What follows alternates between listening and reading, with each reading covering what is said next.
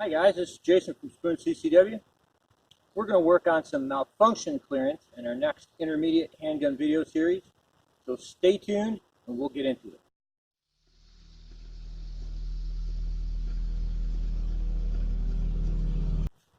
So the different types of malfunctions that we want to look at today are a failure to feed, a double feed, and a stovepipe.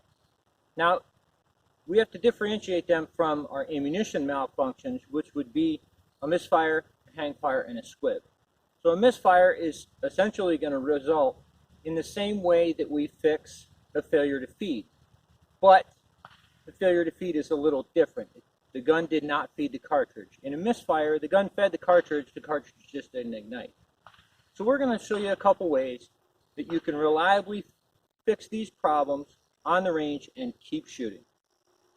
Now, one thing to remember, modern firearms, especially the modern pistols of good quality, are really reliable. But also remember, it's a mechanical device. At some point, it will malfunction. So what we got to do is induce malfunctions, because we want to be able to show you folks at home what they look like. So we do things to cause them to malfunction. So I'm going to get ready here, and we're going to take a couple shots, and we're going to see if we can get this thing to malfunction. Okay, I get the pistol set up, and we're going to see what a failure to feed looks like.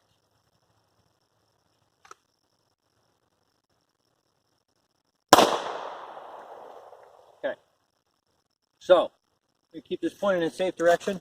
We're going to try and show you guys what I've done. I've just loaded an empty cartridge in the magazine that causes failure to feed. So we get this. There's a couple things we need to do, right? We don't exactly know what the malfunction is when we start out. So we're going to make sure the magazine's seated. That's called a tap. Tap here, okay? Then we're going to come back over. We're going to pull the slide back, right? We're going to do it pretty sharply, try and throw that malfunction away. And if we have to, we're going to roll, and we're going to see if that malfunction goes away. Nope. So, what do we do from here? Well, nothing we really can do, right? We're going to lock the slide to the rear. We're going to hit the magazine release button. We're going to strip the magazine. As you can see, the cartridge that didn't feed fell out the bottom. Now we have two choices. Insert our magazine we were using if we didn't throw it on the ground, or go for our spare magazine. In this case, I still have cartridges left, so I'm just going to insert my spare magazine I was using and go back to shooting.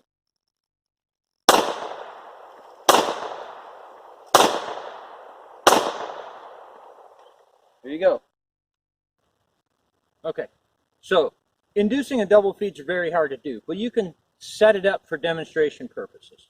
Okay, so we want you to take a look at a double feed. Essentially, it's two cartridges that have been stripped out of the magazine, or one's come loose in the magazine. Okay, just like our failure to feed, what we're going to want to do, keep the gun pointed in a safe direction. We're going to keep it downrange. We're going to tap that magazine, okay, one way or another. Then we're going to reach up, and we're going to slingshot our slide. Try and roll it out. If it won't roll out, then we go back to stripping the magazine. In this case, let's see if it worked. Yep, there we go. Now we keep shooting. Understand that you got a live round laying on the ground, so you may want to pick it up when your shot string is done. In the meantime, we'll empty this magazine the easy way. Okay, stovepipe. That's where it gets its name. Looks like a chimney sticking out of the top. I understand the cartridge can be turned sideways and kind of caught in the corner here. So how do we clear this? Same way that we cleared the failure to feed and a double feed. Make sure the magazine's seated.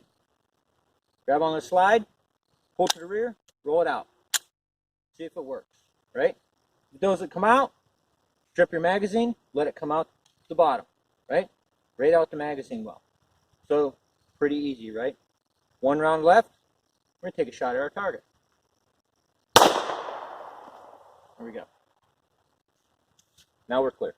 So we got through our three types of major malfunctions when it comes to shooting your pistol, and how to fix them. Just remember, this isn't an exhaustive list, right? There's other things that can happen. But these are the three major types. Stay tuned for our next video in the intermediate handgun series. And always, guys, if you like our content, if you're a Facebook user, head up top, hit the big thumbs up button on our page, share the video. Same way with YouTube. Head on over to our channel, like, subscribe, give us a share.